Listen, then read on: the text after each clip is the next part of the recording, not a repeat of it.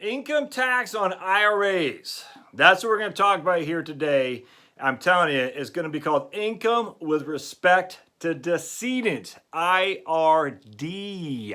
And I can almost guarantee you most people are going to turn away right now. Don't do it. I'm telling you, the IRD tax, the rules are huge and you've got to understand them as you're building up an estate plan. I don't even care how much money you have. If it's in an IRA, someone's going to pay tax on it, be it you or as IRD, which again is income with respect to decedent.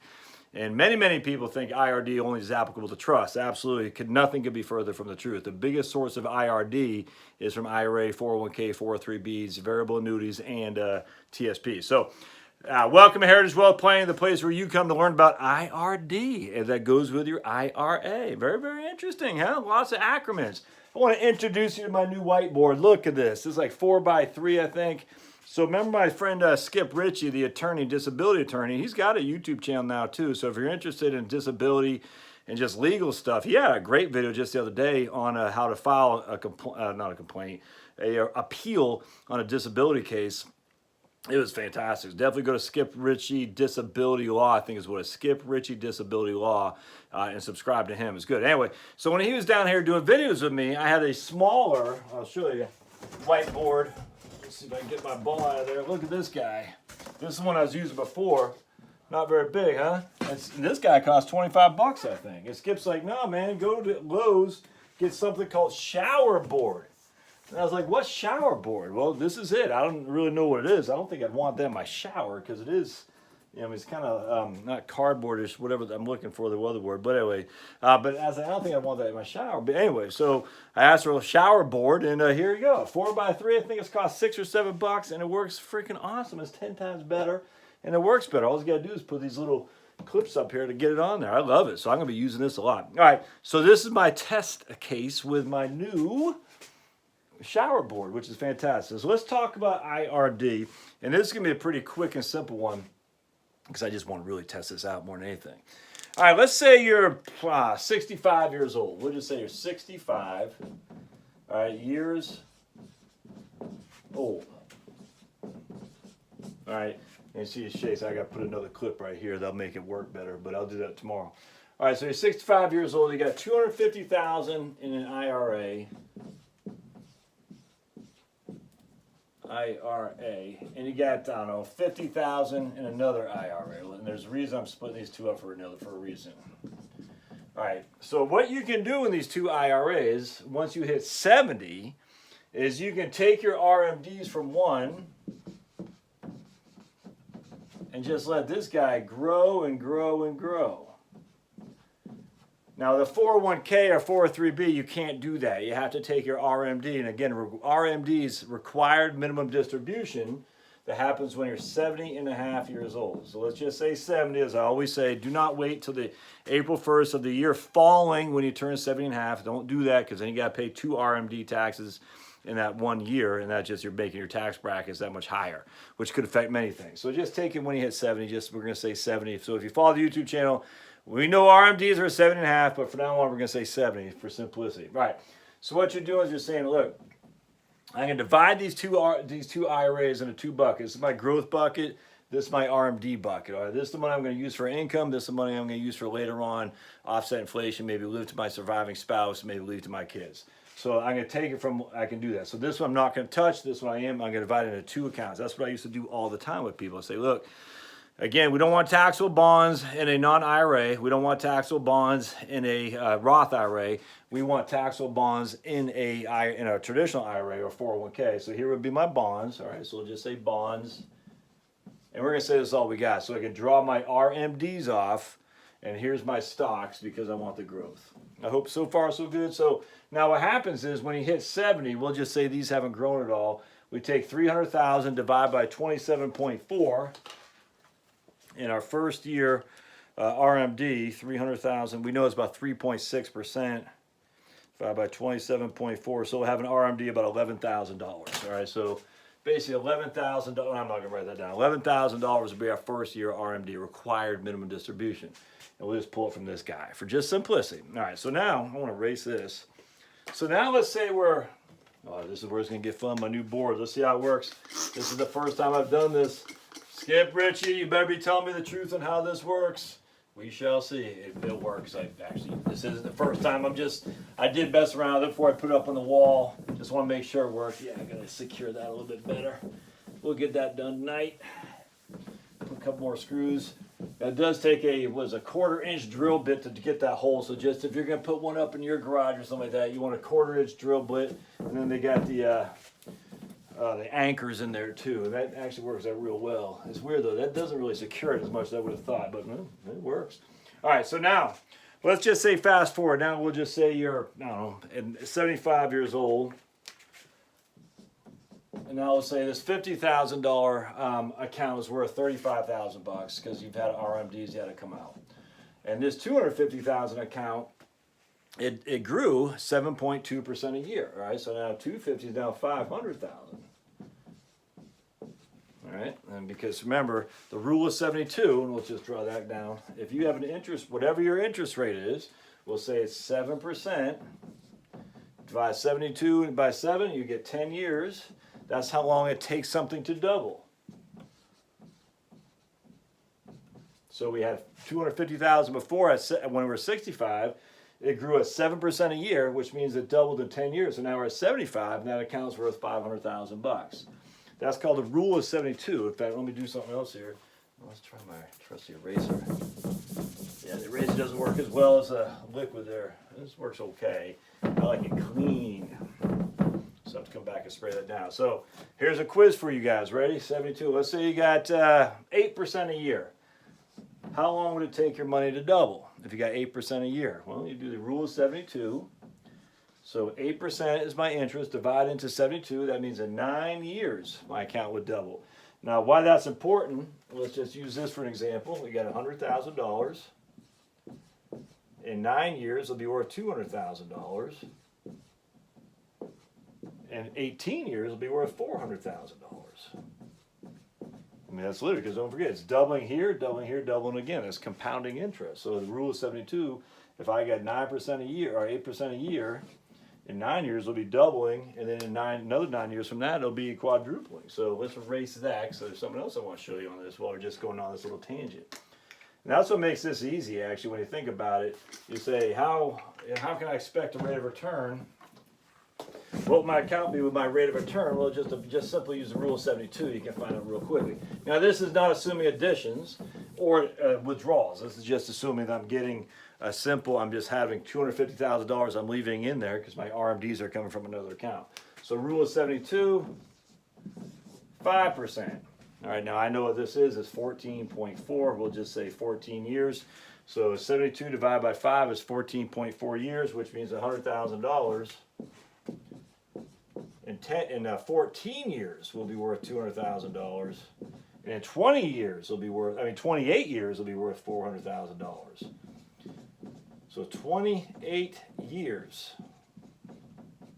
to get to $400,000, whereas the other one was 18 years. In fact, the interesting thing is, in the other case where I was getting 8% rate of return, so 18 years is worth $400,000, which meant in 27 years it'd be worth $800,000. The difference between 8 and 5% is amazing. In 28 years at 5%, you're only got $400,000 here. In 27 years at 8%, you'll have $800,000. That's amazing. All right, so don't take that lightly when it comes to how much the rate of return you can get. People say, I can get 5%, that's fine. I'll be comfortable with that, and you might be. I got no problem with that. Yeah, I'll have to definitely use a better, get some cleaner napkin there to wipe this off. All right, so let's do this. Yeah, much better. I like it clean. All right, so we got $500,000 in there. We're 75 years old, and again, we're saying we're gonna get 7% a year. So now we're 85 years old. We got $1 million. We started with 250 at 65, 75, 85. Now this account is zeroed out because we're splitting up our RMD. This is our RMD account, and this is our growth account. Okay, so far so good. So now, when we're 85 years old, the RMDs, I don't even know what it is. I don't have my calculator here. The RMD table. I don't know. Let's just say he's divided $1 million by I guess 11%. We'll say. So let's say in this case our RMD is $100,000 for simplicity. All right. So now we have an RMD of $100,000, which leaves us $900,000 when we get hit by our proverbial bus. So $900,000 when we get hit by that bus. You with me so far? So now we're dead. We're just leaving our children $900,000 at their death, at our death, which not too shabby. Not too shabby. But how much of that $900,000 are they going to get? All right, this is where IRD comes in. IRD. Income with respect to decedent, $900,000. 100%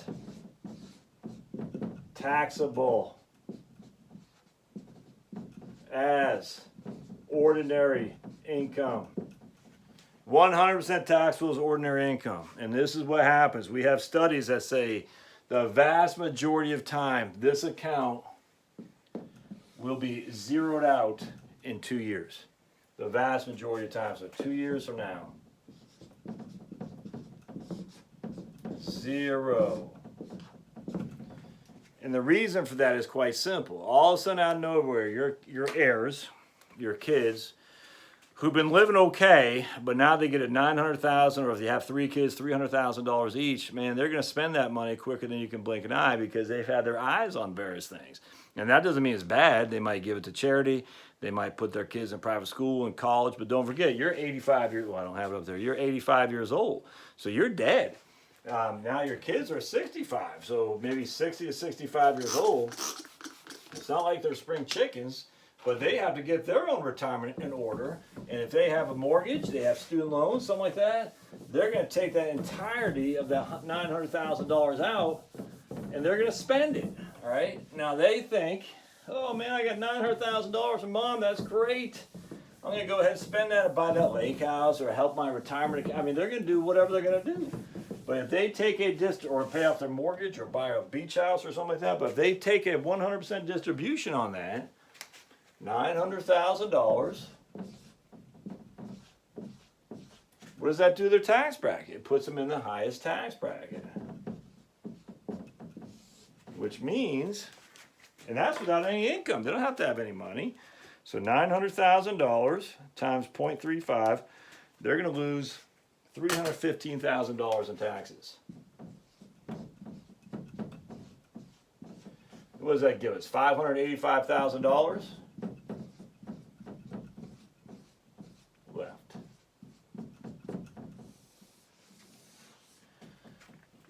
So, I don't know about you. You could have had that money going to many, many different things other than the IRS. That's IRD, income with respect to decedent. That money, that $315,000 is gone. Never mind how much money you had to take out to pay for your own RMD. And again, if you know what I'm talking about when it comes to widow's tax trap, most likely when you were dead, when you were 85 years old, your spouse was dead. It was just you. We'll say she, because she, it might be a lady, might be a man, typically it's a woman, she survived her spouse, her husband. And so she'll now have that $100,000 of required minimum distribution she had to pull because of required minimum distributions. She had to pay income tax on it, and that right there alone, without any other further income, just that right there alone is going to put her in a huge category for Medicare premiums, a higher tax bracket. What I talk about in my book, the tax bomb and your retirement plans. But that's not the end of the story. Now your wife your wife died because she had a heart attack because she couldn't believe the tax that she had to pay, and she was so stunned that she fell over and killed her and died. Hit her head on a chair and was dead because she couldn't believe the taxes. She fainted. And now she's leaving $900,000 to the kids, but the kid's going to take the whole thing out and pay 35% tax on it because that puts them $900,000 is the highest tax bracket without any regard to whatever their income is whatsoever. So they're going to lose $315,000 on it as well. But here's the problem. When they get that $900,000 and they call Vanguard or USAA or whatever, they say, I want to take a once lump sum distribution. USAA, because I was on that, they said, you want to withhold taxes? No, I don't want. I want the whole thing. Okay, well, you realize there will be a taxable event. You're going to have to pay tax. We'll send you 1099. Blah blah blah. Yep. I just give me the money. All right, here's Mr. Sir. Here's a $900,000. Have fun with it. Well, I'm gonna have fun. Wait a few months, they go fill out their tax forms in March or April next year, and they get a tax bill of $315,000. But what happened to $900,000? Oh, it's in that lake house up there in Lake Kiwi, in South Carolina. Is that what it's called, Kiwi? I think it's Kiowa or something like that. In South Carolina, or in North Alabama lakes, or a Sebago Lake in Maine, wherever you want to be, Lake Michigan. They have it in that house. Well, how are they going to pay this tax bill? Because taxes, real estate doesn't cover tax. You can't just say, take a lien on my house, IRS. I mean, they can do whatever they want, but they want cash money. That's what they want. They want cash money, but you don't have cash money as a kid because you invested in that house up the street, or you paid off your own mortgage or something like that, or you took a cruise, or you gave it away. I don't know, but you had the taxes not withheld, which means the taxes are going to be paid 6 to 8 months after your mom died, which means where's the money going to come from? And I would just say to the mom and dad, John and Jane YouTube we talk about, man, you could have used that $300,000 for your own purposes, either as a gift to the kids, however you wanted to do it. But it'd be much, much better in your pocket somehow to give to the church, give to the charity, give to your kids, give to, whatever you want to do, as opposed to leaving it to your kids to pay 35% on it. Now, don't get me wrong. You would have had to pay, say 10 to 12% tax on this money. It's not like it's free and clear. You're still gonna have to pay tax on that IRD, on your IRA. All right, you're gonna have to pay tax unless you leave it to charity. If you leave it to charity, it won't be taxable to you at all. That's a nice thing. You can leave it to charity if that's something you're inclined about. But if you just leave it to your kids and they take a lump sum distribution, it's over. Now your kids could say, I don't want the distribution, I'll just leave it to charity too, and that would void this right here. Okay, but you could have done the same thing too. And how many kids actually do that? The answer is not very many. That is IRD, my friends. IRD. Not a good thing to be ignorant of, for sure. Thus, I do not like IRAs, 401ks, 403bs, TSPs. To the extent that you get a match, I like them. Anything above and beyond that, I don't, because of this right here. Never mind the fact required distributions are MDs, and what it can do to your IRA, what it can do to your tax bracket, what it can do to your Medicare premiums, what it can do to your capital gains and income, or capital gains and qualified dividends, and what it can do to your Social Security tax as well. So I like RMDs very little. I like IRD not at all. There's no getting around that other than the fact that you need to start planning now to avoid big taxes now. Pay a little bit of tax today to avoid a lot in the future. All right, so I hope you like my new whiteboard. I love it. I gotta get this. I'll get this knocked down. Maybe I ought to do one over here too. That's a good idea. Well, yeah, that might not be a bad idea to tighten up, but I still like it better before because it's bigger. If you have any questions, thoughts, concerns, put them down below, and we'll see you. No, don't forget to subscribe. Go to heritagewealthplanning.com, the blog, and we'll see you next time. Thanks, guys.